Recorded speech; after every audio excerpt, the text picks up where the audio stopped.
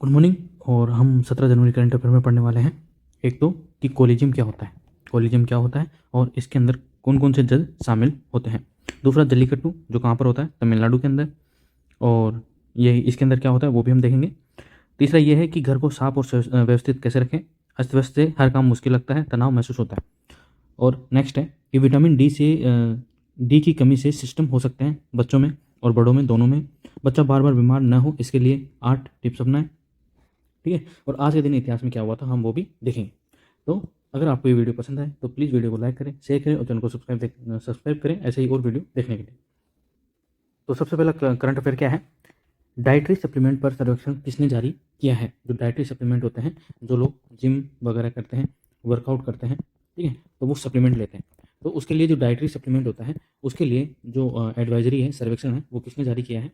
तो भारतीय खाद्य सुरक्षा यानी कि और मानक प्राधिकरण यानी कि FSSAI, food safety and security authority of India, FSSAI ने डाइटरी सप्लीमेंट पर सर्वेक्षण जारी किया है।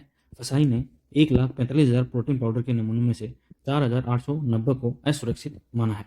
तो ये तो आपको सभी लोगों को पता है कि जो डाइटरी सप्लीमेंट होते हैं, ठीक है, जिम वाले जो व्यक्ति हैं, जो जिम जाते हैं, अक्सर लेते हैं वो, ठीक है, ताकि उनकी बॉडी एक समय से पहले और काफ़ी मजबूत बन जाए। लेकिन आजकल के मार्केट के अंदर जो डुप्लीकेट है, ठीक है, और जो बॉडी के लिए, जो बॉडी के अंदरूनी अंग हैं, उनके लिए जो अनफिट होते हैं वो भी उतार देते हैं प्रॉफिट के कारण। तो जो फसाई है उसने 1,45,000 प्रोटीन पाउडर के नमूनों में से केवल और केवल कितने लगभग 4,890 को असुरक्षित माना है। ठीक है, तो ये आपको ध्यान रखना है। नेक्स्ट है कि किस संस्था ने ग्लोबल रिस्क रिपोर्ट 2023 जारी की है। तो ग्लोबल रिस्क रिपोर्ट 2023 जारी कौन सी संस्था करती है। तो ग्लोबल रिस्क रिपोर्ट 2023 को हाल ही में विश्व आर्थिक मंच यानी कि वर्ल्ड इकोनॉमिक फोरम ने WEF द्वारा जारी किया गया है। इस रिपोर्ट के अनुसार जलवायु परिवर्तन को कम करने में विफलता और जलवायु परिवर्तन अनुकूलन की विफलता अगले दशक में दुनिया के सामने आने वाले 2 सबसे गंभीर जोखिम हैं।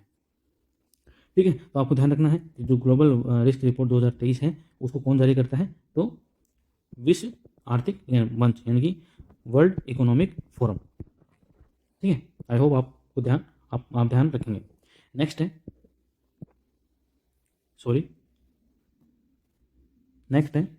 कि जापान के साथ पारस्परिक पहुंच समझौता करने वाला पहला यूरोपीय देश कौन सा है। तो जापान एक एशियन देश है, ये तो आपको पता ही है। ठीक है, तो यूके मतलब ब्रिटेन या यूनाइटेड किंगडम। तो वो जापान के साथ पहला यूरोपीय देश है जिसका जापान के साथ पारस्परिक पहुंच समझौता हुआ है। और इस समझौते के तहत क्या होता है, तो इस समझौते को एक सदी से भी अधिक समय में दोनों देशों के बीच सबसे महत्वपूर्ण रक्षा समझौता माना जा रहा है। तो एक तरह का ये पारस्परिक जो पहुंच समझौता है इससे संबंधित है, तो ये रक्षा से संबंधित है यानी कि डिफेंस से संबंधित है। ठीक है, किसके बीच में है, जापान और यूके यानी कि यूनाइटेड किंगडम ब्रिटेन के साथ। नेक्स्ट है, किस राज्य ने साझा स्कूल बस प्रणाली और कृषि प्रतिक्रिया वाहन योजना लॉन्च की है। तो हाल ही में मेघालय के मुख्यमंत्री कोनराड संगमा ने साझा स्कूल बस प्रणाली व कृषि प्रतिक्रिया वाहन योजना लॉन्च की है। तो ये आपको ध्यान रखना है कि किस राज्य ने की है। तो साझा स्कूल बस प्रणाली और कृषि प्रतिक्रिया वाहन योजना, तो मेघालय के जो मुख्यमंत्री हैं कोनराड संगमा ने साझा स्कूल बस प्रणाली व कृषि प्रतिक्रिया वाहन योजना लॉन्च की है। आई होप आपको ये पसंद आए होंगे। नेक्स्ट है, अब स्टूडेंट लाइफ में क्या होता है कि समय नहीं मिल पाता है रूम की साफ सफाई का। ठीक है, तो इस वजह से क्या होता है, लंबे समय तक गंदगी रहने पर मानसिक स्वास्थ्य पर पड़ने वाले प्रभाव पर शोध हुआ है। तो उससे क्या होगा, आपका जो स्ट्रेस लेवल है वो बढ़ जाएगा। आपको जब गंदगी दिखेगी, किसी किसी को पसंद होती है लेकिन किसी किसी को नहीं होती है, तो ज़्यादातर नहीं होती है। घर को साफ और व्यवस्थित रखिए। अस्त व्यस्त रहने से हर काम मुश्किल लगता है, तनाव महसूस होता है। तो ये तो आप अनुभव भी करते होंगे कि अस्त व्यस्त रहने से तनाव भी महसूस होता है और जो काम करते हैं अपन वो भी मुश्किल लगता है। समस्या शुरू होने से पहले ही कर दे उसका निदान। एक बार जब आपका स्थान साफ सुथरा और अपेक्षाकृत अव्यवस्थित हो जाए तो इसे उसी तरह बनाए रखने के लिए हर दिन 5 से 10 मिनट निकालें। इसका टाइमर सेट करें, समय से शुरू होने से पहले ही उसे रोक दें। तो अगर आपका रूम जो स्टडी रूम है या फिर आपका बेडरूम है उसको साफ सुथरा रखें, व्यवस्थित रखें। उससे क्या होता है, आपका जो तनाव है, स्ट्रेस है, वो भी कम रहता है और कोई भी काम मुश्किल नहीं लगता है। अपने घर को हमेशा साफ सुथरा और व्यवस्थित रखिए, इससे सकारात्मक ऊर्जा आती है। वहीं यह अस्त व्यस्त और गंदा घर रखने का असर मानसिक स्वास्थ्य पर पड़ता है, इससे तनाव बढ़ता है और शर्म भी महसूस होती है। तो कई 100 में से 10 को तो नहीं होती है शर्म महसूस, बाकी 90 को तो होती है। तो वो अपना स्ट्रेस लेवल दूर करने के लिए 5 से 10 मिनट डेली निकालें और अपने स्टडी रूम और बेडरूम की साफ सफाई जरूर रखें।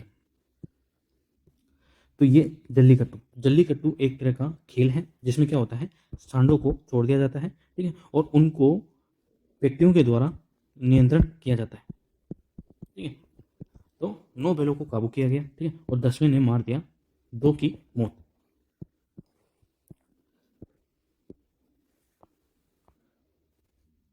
तो इसके अंदर तमिलनाडु में मट्टू पोंगल के दूसरे दिन अलग अलग जगहों पर 2 लोगों की मौत हो गई। इसमें एक अरविंद पलामेडु में चल रहे जल्लीकट्टू के दौरान गंभीर रूप से घायल हुआ, फिर उसकी मौत हो गई।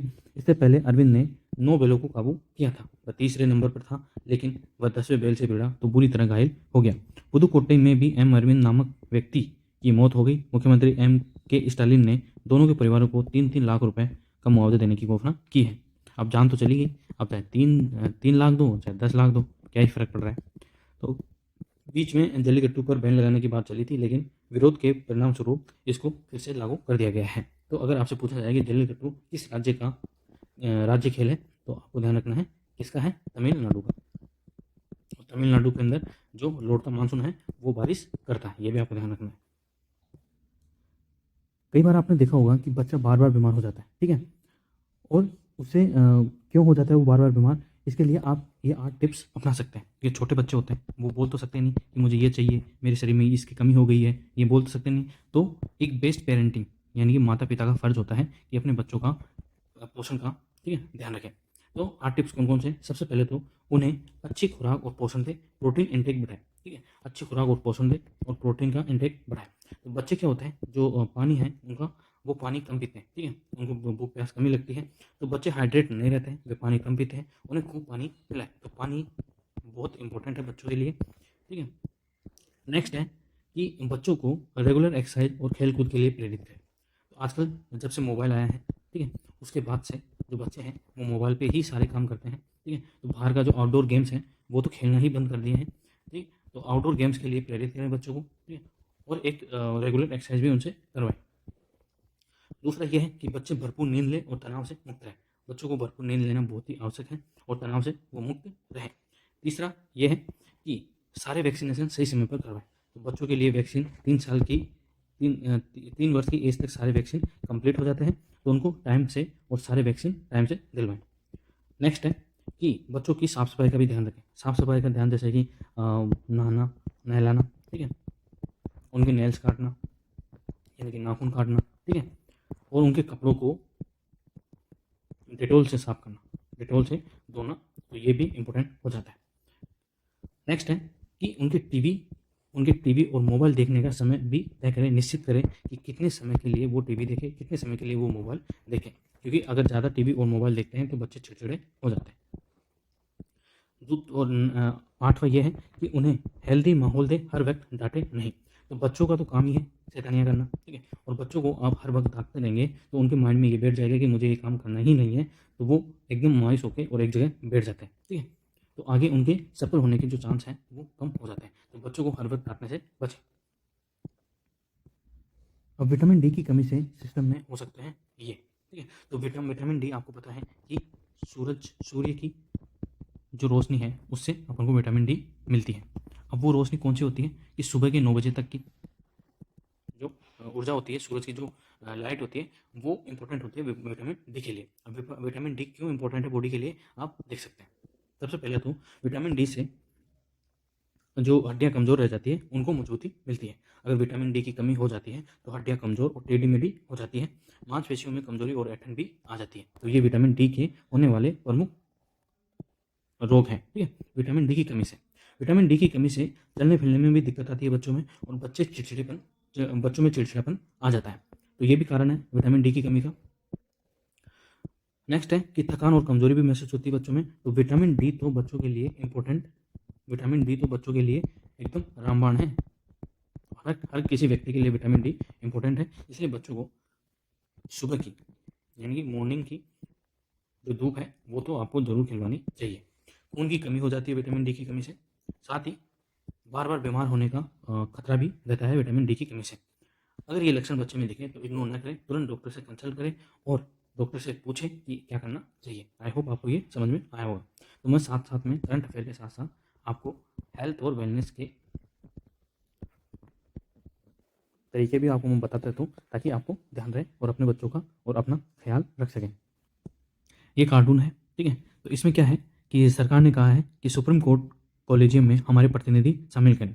तो सरकार के अगर प्रतिनिधि इसमें शामिल हो जाएंगे तो जो भी सरकार आएगी, ठीक है, जो भी सरकार आएगी, अगर उसके खिलाफ कोई केस या मामला होता है तो जो सरकार के जो प्रतिनिधि है वो सरकार के खिलाफ तो अपना जो फैसला है वो सुना ही नहीं पाएंगे। इसलिए ये कार्टून है, हमें कॉलेजियम में आरक्षण चाहिए। तो ये सरकार के द्वारा कहा गया है कल, ठीक है। अब ये क्या है वो देख लेते हैं। सुप्रीम कोर्ट कॉलेजियम के सदस्य जज। तो कॉलेजियम के सदस्य जज कौन कौन है? तो वर्तमान के अंदर जो 50वें CJI है, CJI यानी कि चीफ जस्टिस ऑफ इंडिया है, वो कौन है? CJI DY चंद्रचूड़ है 50वें, ठीक है। और कॉलेजियम के अंदर 6 सदस्य हैं वर्तमान के अंदर, एक तो मुख्य न्यायाधीश और 5 अन्य न्यायाधीश। 5 अन्य न्यायाधीश कौन कौन है? क्योंकि DY चंद्रचूड़ तो मुख्य न्यायाधीश है, उसके साथ justice SK Kaul, justice S Abdul Nazeer, justice KM Joseph, justice MR Shah और जस्टिस संजीव खन्ना। ये कॉलेजियम के सदस्य हैं।